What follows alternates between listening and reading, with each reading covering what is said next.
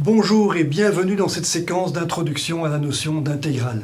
Alors tu dois savoir d'emblée que cette séquence est très importante pour toi, j'espère que tu es en forme, parce que l'intégrale est un outil mathématique absolument universel. On le rencontre dans tous les domaines des sciences et techniques. C'est ce que je t'exprime ici avec toutes ces illustrations assez variées. On voit la notion d'intégrale qui apparaît ici, avec ce petit sigle qu'on va comprendre dans quelques minutes. Ceci, par exemple, c'est ce qu'on appelle l'intégrale de l'entropie. C'est une intégrale qu'on utilise notamment dans le domaine de la thermodynamique pour décrire des systèmes complexes, tels que ce moteur à explosion ici. Cet exemple-là, je l'ai emprunté au domaine de la physique microscopique. C'est une intégrale bizarre, c'est ce qu'on appelle une intégrale double. Et cette intégrale implique ici des fonctions mathématiques qui représentent en fait le nuage électronique de l'atome. Ceci te montre que la notion d'intégrale est aussi bien utilisée dans le domaine des techniques que dans le domaine de la science fondamentale. Cet exemple-ci, c'est ce qu'on appelle la loi de Gauss de l'électrostatique. C'est une intégrale qui implique ici le champ électrique. Elle exprime en fait les propriétés mathématiques du champ électrique qui est causé donc par des charges électriques. Cette petite intégrale-ci, elle est toute simple, mais elle est importante parce qu'elle permet de comprendre et d'expliquer les trajectoires des rayons lumineux qui se propagent dans les milieux solides, comme le verre de ce prisme qu'on a ici. Et ce dernier exemple, il vient du domaine de l'électromagnétisme. On y voit effectivement le champ électrique et le champ magnétique. On voit qu'ils sont liés par une expression qui contient ici deux intégrales. C'est la loi de Faraday qui permet de comprendre une multitude de choses dans le domaine de l'électromagnétisme, comme par exemple la dynamo de Faraday qui est représentée ici. Voilà, j'espère que tous ces exemples te convainquent de l'importance de l'intégrale et donc te convainquent de l'importance de cette séquence. Alors cette séquence est une séquence introductive, je ne vais pas aller bien loin, je ne vais pas faire de calcul d'intégrale, je vais juste ici introduire les notations liées à l'intégrale. Et je vais m'attacher à te familiariser avec la signification de l'intégrale, ce qui est important, bien entendu. Je vais donc t'expliquer ce que signifie cette opération mathématique bizarre qu'on voit partout ici, sur ces illustrations. Voilà, alors pour ça, je vais commencer par un petit rappel historique, par un petit point historique. On doit la notion d'intégrale à deux grands savants du XVIIe siècle.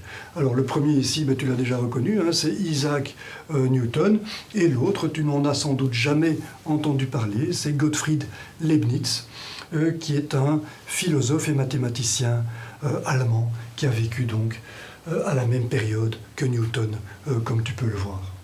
Alors Newton a introduit l'intégrale dans un contexte beaucoup plus vaste, qu'on appelle le calcul différentiel et intégral. Alors il l'a fait pour les besoins, pour résoudre donc les problèmes de physique qu'il rencontrait. Il a développé le calcul différentiel et intégral pour exprimer des lois physiques, telles que la loi du mouvement, par exemple, F égale ma, ou encore la loi de la gravitation universelle.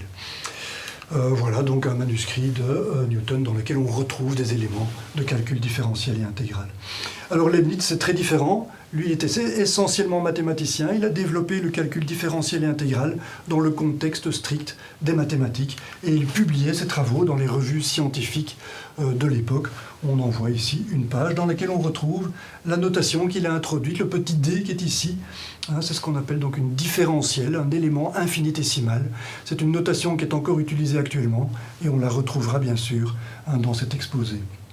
Voilà, donc tout se passait très bien pour Leibniz, jusqu'au jour où un collègue de Newton a écrit, dans un article d'une de ses revues scientifiques de l'époque, il a écrit que c'était Newton qui avait introduit le calcul différentiel et intégral dans les années 1660, c'est-à-dire quand il avait à peine plus de 20 ans.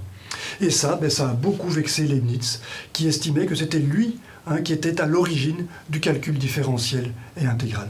Et donc il s'est fâché, il a écrit à Newton et à l'ensemble du monde scientifique de l'époque pour dire que ce n'était pas Newton, mais que c'était bien lui qui était à l'origine du calcul différentiel et intégral. Suite à quoi, Newton s'est fâché en retour, et il s'est même tellement fâché qu'il a fait un procès à Leibniz pour bien insister sur le fait que c'était lui le premier et non pas Leibniz. Et ces deux hommes se sont bagarrés, c'est une une anecdote assez intéressante à savoir, hein, ce sont deux grands penseurs, deux génies, hein, qui se sont livrés à des petites querelles qui apparaissent bien mesquines maintenant. Mais voilà, ça montre toute la richesse de l'intelligence humaine. Voilà, alors tu as remarqué dans ce petit point historique que je t'ai parlé de calcul différentiel et intégral. Hein, c'est tout simplement lié au fait que la notion d'intégrale est indissociable de la notion de différentiel, c'est-à-dire aussi de la notion de dérivée. Et donc dans cette introduction, pour t'introduire la notion d'intégrale, eh bien, j'ai décidé de faire un rappel assez substantiel de la notion de dérivée. C'est un rappel assez long, mais il est important parce qu'il va me permettre de te donner toutes les notions, toutes les notations également, qui vont te permettre de comprendre ce qu'est une intégrale. Et donc voilà, ce rappel sur la dérivée, je vais le faire dans un certain contexte. Je vais utiliser la notion de vitesse pour illustrer la notion de dérivée. Hein, rappelle-toi, la vitesse, c'est la dérivée de la position. Et ici, je vais considérer ça dans un contexte ici qui est celui des pierres mouvantes qu'on trouve dans le désert de la Death Valley aux États-Unis. Alors c'est un drôle de phénomène, hein, ces pierres bougent toutes seules, au gré des conditions météorologiques.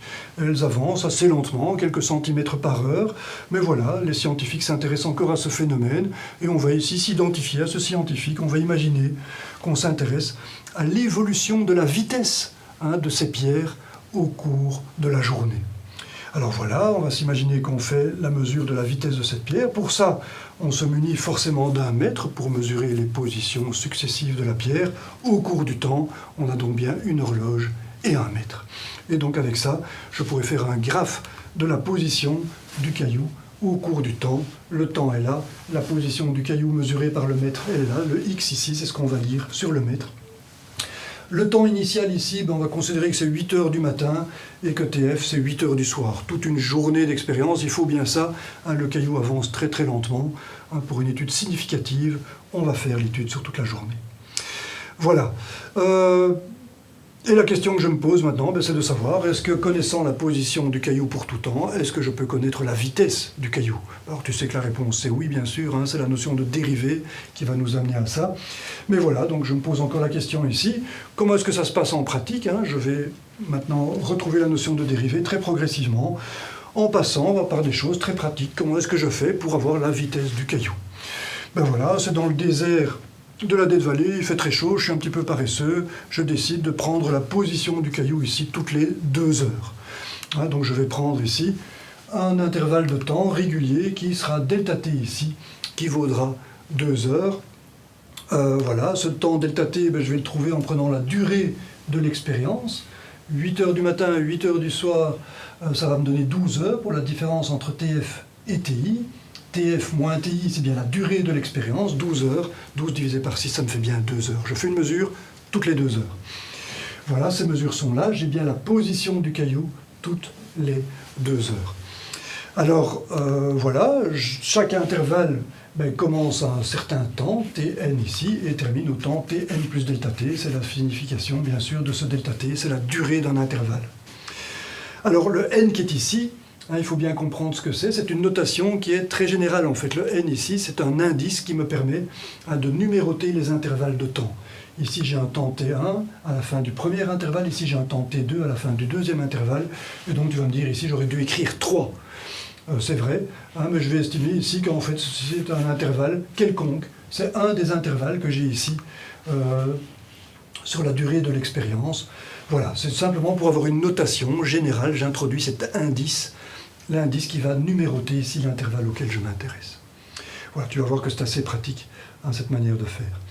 Voilà, donc, qu'est-ce que je vais faire au temps Tn ici? J'aurais mesuré, bien sûr, j'aurais pris note dans mon petit carnet, hein, la position que j'ai à ce temps Tn. X de Tn est donc connu, et X en Tn plus delta T également.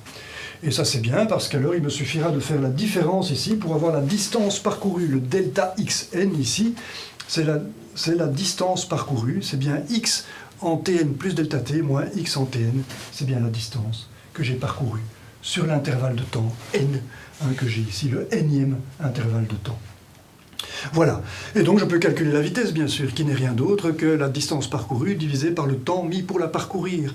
Et ça, je peux le faire pour tous les intervalles n allant de 1 jusqu'à 6. Voilà. Alors pour mon énième intervalle ici, je pourrais calculer la vitesse tout simplement en explicitant le delta xn ici. C'est bien la différence des positions aux extrémités donc, de l'intervalle de temps en tn plus delta t, et en tn je fais la différence, je prends ma petite calculette et je calcule ici ce vn que je reporte ensuite dans l'intervalle de temps considéré ici. L'intervalle de temps, le énième intervalle de temps ici correspond à la vitesse Vn. Voilà, et je peux faire ce petit calcul pour tous les intervalles de temps, bien sûr, de 1 à 6. Voilà donc une idée de l'évolution de la vitesse qui est bien conforme au graphe que j'ai ici, puisqu'on sait que la vitesse, c'est le taux de variation de la position. On voit bien qu'ici, le taux de variation est très faible, j'ai donc bien une vitesse qui est basse par rapport à ce que j'ai ici, où le taux de variation est beaucoup plus grand, on voit bien que j'ai une vitesse plus élevée. La vitesse a donc bien évolué au cours de l'expérience. Mais la précision que j'ai sur ce calcul de la vitesse n'est pas très grande, tu es d'accord. C'est tout simplement dû au fait que j'ai fait un point de mesure toutes les 2 heures, et en fait en faisant delta x sur delta t, ce que je mesure, c'est la pente de la ligne pointillée qui est ici, qui n'est rien d'autre en fait que la vitesse moyenne du caillou. Ce n'est pas la vitesse instantanée, bien sûr, c'est la vitesse moyenne que j'ai eue ici en passant de la position ici à delta xn plus loin sur le temps delta t. Vn ici, rappelle-toi, c'est la pente de ce graphe, c'est-à-dire que c'est la tangente de l'angle qui est ici. Delta t fois la tangente de cet angle, c'est bien le delta xn que j'ai ici. Voilà, c'est bien la notion de pente qui va nous amener progressivement à la notion de dérivée, tu l'as compris. Voilà. Donc bien sûr, pour avoir plus de précision, il me faut travailler avec un delta t plus petit, ce que je vais faire tout de suite bien sûr. Alors je suis passé de 6 intervalles de temps à beaucoup plus bien sûr. Si je fais une mesure tous les quarts d'heure, j'aurai maintenant 48 intervalles de temps sur les 12 heures. Donc voilà, le n ici, ça serait égal à 48. Mais de nouveau, je l'écris de manière très générale. Le grand n ici, j'ai grand n intervalle de temps, grand n valeur de la vitesse qui vont donc ressortir de mes calculs à partir de la connaissance de la position. Pour tous ces temps qui sont maintenant beaucoup plus nombreux, j'ai dû beaucoup plus travailler, je me suis déplacé tous les quarts d'heure pour aller mesurer la position du caillou. Voilà, et donc ce Vn, je peux venir le mettre ici dans l'intervalle, dans le énième intervalle, j'ai la vitesse Vn, et je peux faire ça pour tous les intervalles, bien entendu. Et tu vois maintenant que j'ai une description beaucoup plus précise de l'évolution de la vitesse au cours de la journée. Voilà. Et maintenant tu as compris, bien sûr, pour arriver à la notion de dérivée, je vais tout simplement faire tendre delta t vers 0. Faire tendre delta t vers 0, de manière à avoir une description ici qui devient continue. Cette courbe en marge d'escalier va devenir en fait une courbe continue. Je supprime ici la discrétisation du temps. Voilà. J'ai une description parfaite de la vitesse. Alors pour décrire ça, je vais utiliser les notations de Leibniz, ce qui va faire râler Newton un petit peu, mais c'est pas bien grave. Les notations de Leibniz consistent à remplacer le delta t ici par un dt. Et dt ici, c'est la différentielle du temps. C'est pourquoi il y a la lettre d. Différentielle du temps, c'est donc un temps qui est infinitésimal, un temps qui est arbitrairement petit, arbitrairement proche de 0. Et quand on adopte ceci, je vais donc remplacer delta t par dt ici, on considère donc maintenant que le nombre de points de mesure est infini.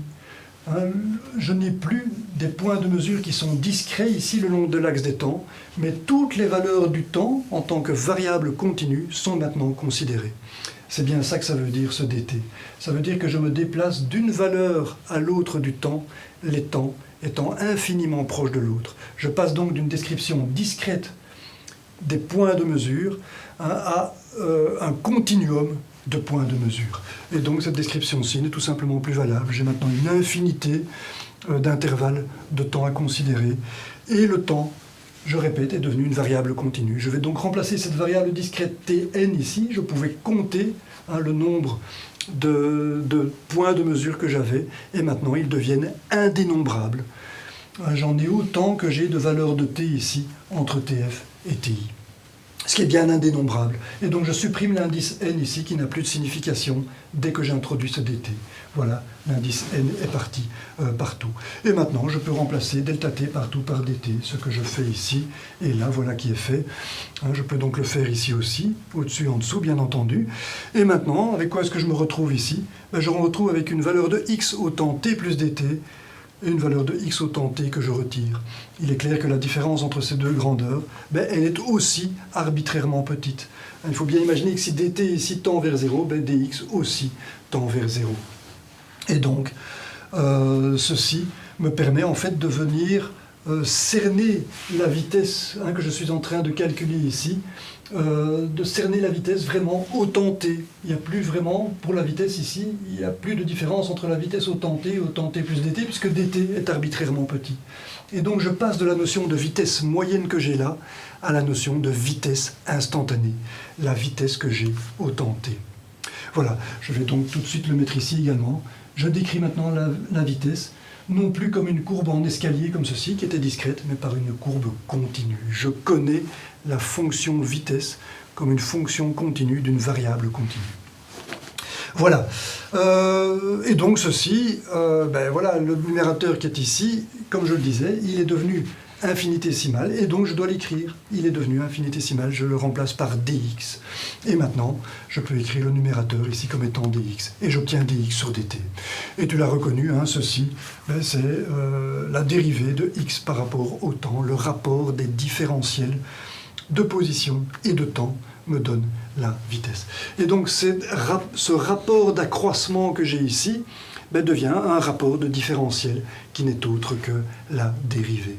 Cette opération de dérivée permet donc de passer de la position à la vitesse. En toute généralité, quand on va dériver une grandeur par rapport à une variable, on va obtenir le taux de variation de cette fonction par rapport à cette variable.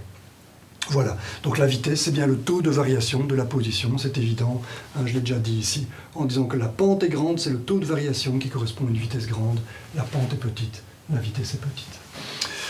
Voilà, donc cette opération de dérivée, elle est bien pratique parce que ça arrive souvent qu'on doive connaître un taux de variation à partir des valeurs de la grandeur correspondante. C'est cette opération qui permet de passer d'une grandeur physique à son taux de variation. Cette flèche jaune symbolise l'opération de dérivée. Et maintenant, je me pose la question de savoir si cette opération peut être inversée.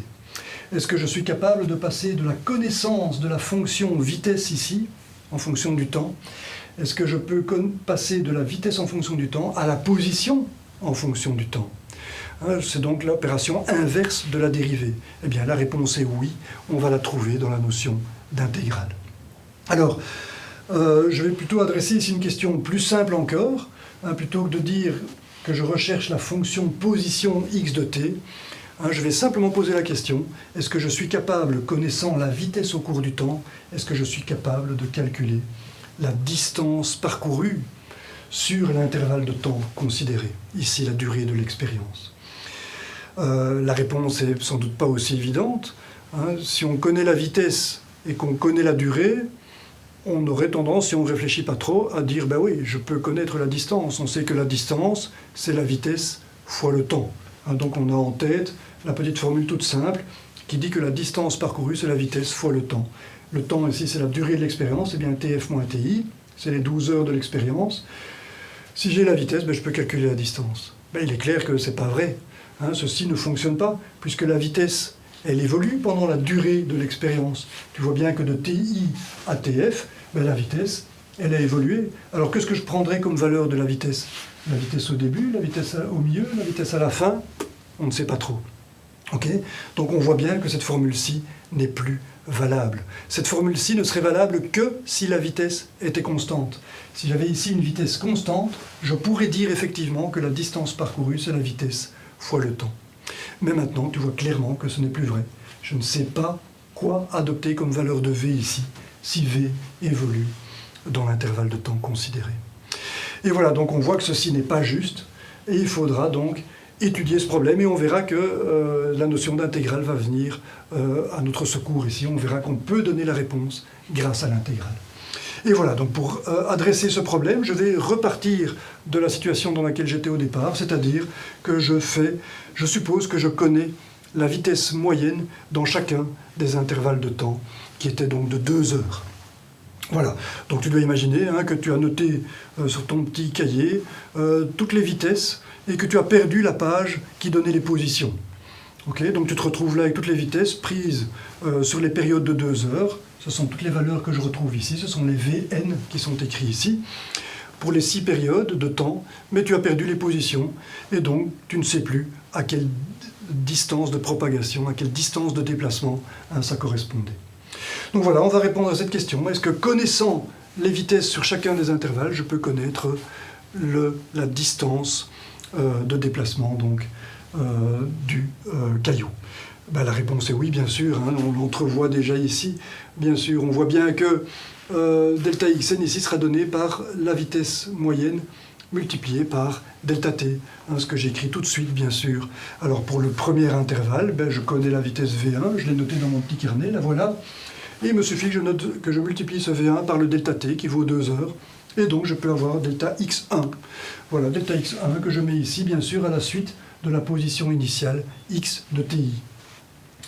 Voilà, donc je le mets bien à la suite, bien sûr. Si ça c'est la position initiale, ben, delta x1 ça sera bien l'accroissement dans de position que je vais avoir. C'est la distance parcourue pendant le premier intervalle de temps. Alors ici, j'attire ton attention sur ce produit, V1 delta t. V1, c'est la hauteur que j'ai ici, delta t, c'est la largeur, et donc V1 delta t, c'est l'air bleu que je viens de représenter ici, l'air sous le graphe de la vitesse que j'ai ici pour ce premier intervalle. Ceci est intéressant, tu verras que c'est essentiel pour comprendre ce qu'est une intégrale. Et je peux faire comme ça maintenant le même calcul pour l'intervalle 2. V2, delta x2, pardon, ce sera V2 fois delta t, ce que j'écris ici. Et V2 fois delta t, ben c'est V2 fois delta t, c'est la surface de ce rectangle-là. Et je peux faire la même chose pour delta x3, qui vaut V3 fois delta t. Et puis je peux comme ça faire ça pour la suite, où je retrouve bien sûr à chaque fois la surface du rectangle, delta x6, ben ce sera V6 fois delta t, V6 fois delta t ici. Voilà, tu as compris. Et donc, ben, tu vois que la réponse est donc oui. Connaissant l'évolution de la vitesse au cours du temps, eh bien, je peux retrouver la distance parcourue. La distance totale parcourue, ben, je vais la voir en sommant toutes ces distances parcourues ici. La somme de toutes ces distances ben, va me donner la différence entre x de tf et x de ti, c'est-à-dire la distance totale ici, qui est donnée donc par la somme de toutes ces petites distances parcourues au cours de chacun des intervalles de temps. Alors tu vois que cette somme est assez longue ici. Quand les mathématiciens rencontrent comme ça une somme très longue, ben, ils utilisent la lettre sigma pour exprimer la somme. Sigma, ben, c'est le S grec, S pour somme, bien entendu. Je somme ici tous les delta xn de 1 à 6. Petit n va de 1 à 6. Ça signifie bien la somme qui était indiquée ici. Et donc c'est le résultat auquel j'arrive. J'obtiens la somme, j'obtiens pour la distance parcourue la somme de toutes les petites distances parcourues que j'ai ici. Et ce qu'il faut bien comprendre ici, c'est que tous ces delta xn ici, eh bien, ce sont toutes les aires que je retrouve ici sous le graphe de la vitesse. Et donc la distance parcourue n'est rien d'autre que la surface totale que j'ai ici sous le graphe des vitesses, depuis le temps ti jusqu'au temps tf. Tout l'historique d'évolution de la vitesse est véritablement intégré dans ce nombre que je retrouve ici, qui n'est autre que la distance totale parcourue. Tu vois que j'ai utilisé le terme intégré ici, c'est pas pour rien bien sûr, on va y retrouver la signification de l'intégrale. Voilà, alors tout ceci me donne les positions bien sûr avec une certaine précision très relative, puisque j'ai les vitesses sur une période de 2 heures, et j'ai utilisé la notion de vitesse moyenne, donc voilà, j'ai la position ici toutes les 2 heures, mais je ne sais pas ce qui se passe entre ces deux positions. Tout ce que j'avais comme information, c'est la vitesse moyenne qui m'a permis ici de tracer le MRU équivalent, le mouvement rectiligne uniforme équivalent à vitesse constante, mais on sait bien qu'en pratique, la vitesse n'est pas constante, en toute généralité c'est une courbe, et donc si je veux plus de précision, eh bien je dois travailler avec des delta t qui sont plus petits. Et c'est donc ce que je vais faire, exactement comme je l'ai fait pour la dérivée. Je travaille avec des delta t qui sont plus petits. Voilà, il n'y a rien qu'à changer, bien entendu. Hein. J'ai toujours ici delta x qui sera donné par Vn fois delta t. Les delta t sont plus petits. Les Vn, ils sont plus nombreux. Voilà, je dois faire plus de travail pour, à partir des Vn, avoir les accroissements ici, hein, qui sont donnés donc, par Vn fois delta t. Vn fois delta t, c'est toujours la même chose. C'est la hauteur que j'ai ici, fois delta t. C'est bien l'aire du petit rectangle que je viens de faire apparaître ici. Et la somme de tous ces delta xn, ce sera la surface totale sous le graphe de la vitesse que je retrouve donc bien ici comme valeur du nombre qui est ici, qui est bien la distance totale parcourue. Voilà. Bien sûr, maintenant, si je veux encore une meilleure précision, hein, maintenant j'ai ici des petits MRU ici, entre chaque point, tu as compris hein, que ce qu'on va faire ici, c'est considérer le passage à la limite pour delta t tendant vers 0. Et pour ça, j'introduis tout de suite la notation de Leibniz qui consiste à mettre dt à la place de delta t.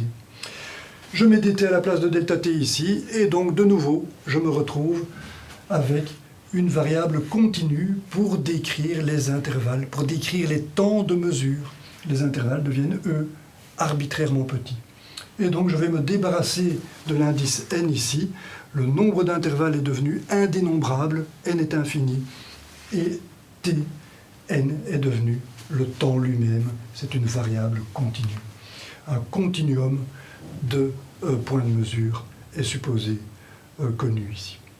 Voilà, donc avec ceci, je peux maintenant remplacer, j'ai enlevé tous les n partout, je peux remplacer les delta par des d, voilà qui est fait ici. Tu as remarqué que je l'ai fait aussi hein, pour le x ici, j'ai bien la différentielle de la position maintenant, comme je l'ai fait pour la dérivée. Voilà, et je peux le faire ici aussi, bien sûr, le rapport des accroissements, ça devient le rapport des différentiels, c'est la notion de dérivée. Et à partir de là, tu vois que maintenant, je suppose que je connais la vitesse pour tout temps. C'est une nuance importante. Jusqu'à présent, je connaissais la vitesse moyenne pour chaque intervalle de temps. Mais maintenant, je connais la vitesse pour tout temps. C'est bien ça que ça veut dire. Donc voilà, je vais remplacer ce Vn par V de t. Je connais la fonction V de t pour chaque valeur du temps. Le temps pris comme une variable continue. Ici, un continuum de valeurs de t. Voilà, et connaissant cette fonction maintenant, eh bien, je vais être capable de reconstruire la fonction x de t grâce au traitement mathématique que je suis en train de faire et que je vais donc continuer.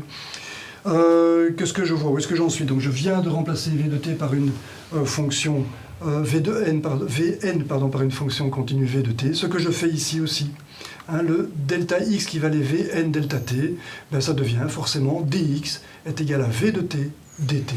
Voilà qui est écrit. Voilà, et donc ce delta xn, je vais le remplacer ici aussi, hein, ça devient aussi une petite surface infinitésimale, puisqu'elle est arbitrairement étroite ici, dt tout petit, aussi proche de 0 que je le veux, la hauteur c'est v de t, et donc le dx ici, il est effectivement arbitrairement petit également. Mais voilà, n'empêche qu'il existe toujours ce dx, et je dois venir remplacer le delta xn ici par dx, ce que je fais bien sûr. Et là j'ai une difficulté d'écriture. Hein, avant, ici, j'ai l'indice n, maintenant, je ne l'ai plus. Je ne l'ai plus, pourquoi? Parce que ceci est devenu un infinitésimal. Je suis en train de sommer un nombre de termes qui n'est plus dénombrable. Je ne peux plus dire que la somme s'arrête en n. Je commençais en 1, je m'arrête en n, ça n'a plus de sens, puisque je n'ai plus cette description discrète. Je travaille ici avec quelque chose qui évolue de manière continue. Et donc voilà, Leibniz a introduit une notation pour décrire, hein, pour sortir de cette difficulté d'écriture ici. Il a inventé le symbole qu'on appelle maintenant le symbole intégral, mais qu'il faut absolument comprendre comme signifiant une somme, exactement comme le sigma qui est ici. Ceci, c'est le S latin. Le S latin qu'on retrouve en fait dans l'écriture de Leibniz lui-même. Si on regarde la manière qu'il avait d'écrire les S, on voit que les S apparaissent effectivement comme ça, tout allongés, exactement comme le symbole intégral. Voilà, on voit même que ces S descendent bien sous la ligne sur laquelle reposent les autres lettres, ils descendent bien plus bas. Où est-ce qu'il y a encore un autre exemple? Voilà, le S de 100, ici, ça se voit très bien. On voit bien qu'on descend sous la ligne des autres lettres ici. C'est bien conforme à l'écriture de Leibniz, qui était en fait la manière d'écrire au XVIIe siècle, hein, ça n'a rien de mystérieux. Donc ce signe-là, Leibniz l'a introduit pour la notion de somme, mais plus de somme sur des éléments discrets, dénombrables, hein, c'est une somme sur des éléments infinitésimaux. Et c'était important de marquer la différence, effectivement. Voilà. Alors, la somme ici commence à 1, s'arrête en n. Ici, on ne voit plus de traces ici. Alors, on va introduire ce qu'on appelle les bornes de l'intégration. On va dire ici qu'on commence avec les x en x de ti, et là qu'on termine en x de tf. X de tf moins x de ti. Alors, tu vas me dire que ceci est assez trivial. Hein, cette intégrale n'apporte absolument rien d'important, puisqu'on voit ici tout simplement la somme des dx. C'est assez évident que la distance totale parcourue, elle est donnée par la somme de toutes les petites distances que je parcours au fil du temps ici. Hein. Les petits dt correspondent à des petits dx. Si je somme tous ces petits dx, je trouve la distance. Hein, c'est évident. Donc ceci n'apporte rien, je dirais, d'intéressant. Par contre, si je remplace dx par l'expression que j'ai là, ça devient beaucoup plus intéressant. Parce que ce que je vois ici, c'est la possibilité de calculer la distance parcourue, la distance totale parcourue, à partir de la connaissance de la vitesse. Et donc, je vais obtenir ici ce qu'on appelle l'intégrale de la vitesse. Je somme tous les v dt, je somme tous les dx, ça revient à sommer tous les v dt que j'ai là. Et je vais, cette fois-ci, de ti à tf. Les bornes de l'intégrale sont toujours exprimées par rapport à ce qu'on appelle la variable d'intégration. La variable d'intégration, ici, c'est le temps. C'est le dt, je somme sur des petits temps dt, hein, je somme les v fois dt, voilà, et je commence en ti et je m'arrête en tf. Je commence à sommer ici en ti et je m'arrête en tf. Hein, c'est la signification de ces bornes d'intégration. Et donc voilà, on voit que c'est l'intégrale de la vitesse qui va donner finalement la distance parcourue qu'on recherchait. Voilà, alors je vais encore bien insister sur la signification physique de ceci. Hein, c'est important de la voir, c'est encore assez abstrait, j'imagine, pour toi, hein, dans ton esprit, ceci.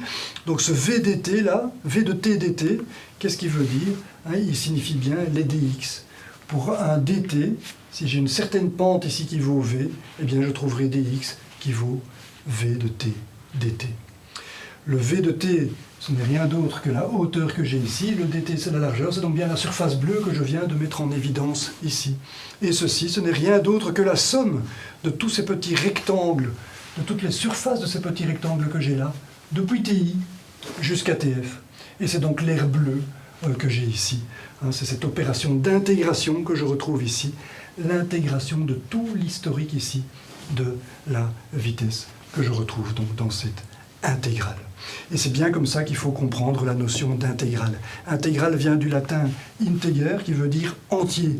Ça veut dire que la totalité de l'historique de la vitesse ici se retrouve dans le nombre qui est ici, qui n'est rien d'autre que la surface, sous le graphe de cette fonction v de t.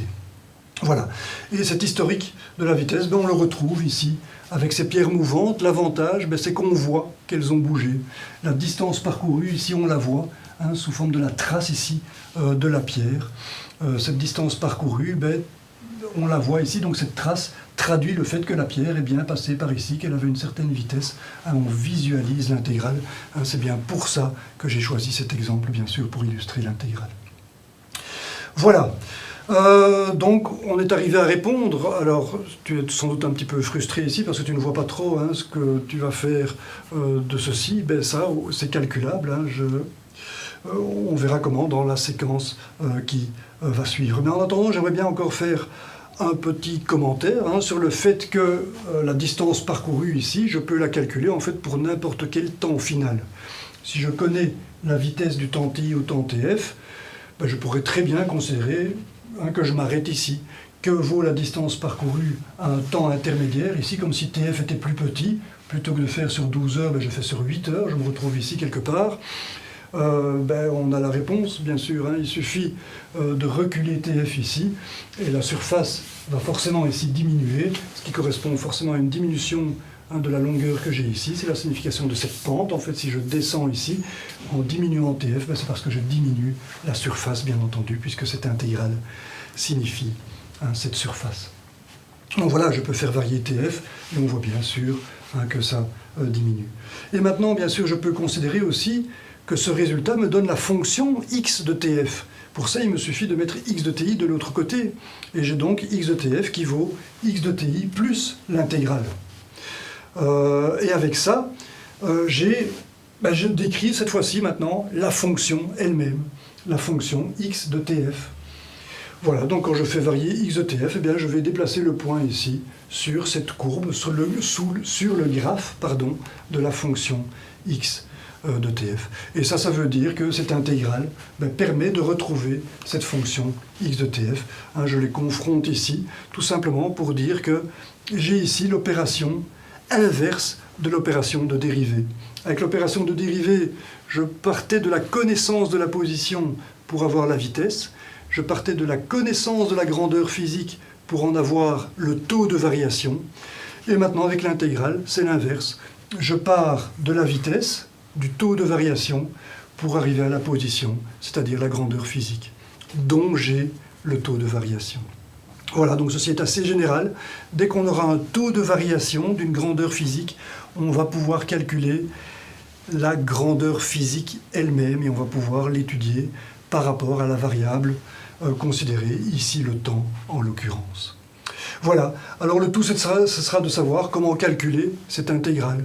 Par exemple, si je te dis que la courbe ici est décrite par une fonction comme celle-ci, qui est a fois t divisé par 1 plus bt carré, tu es d'accord que tu es un petit peu perdu, comment tu vas faire pour calculer cette somme ici.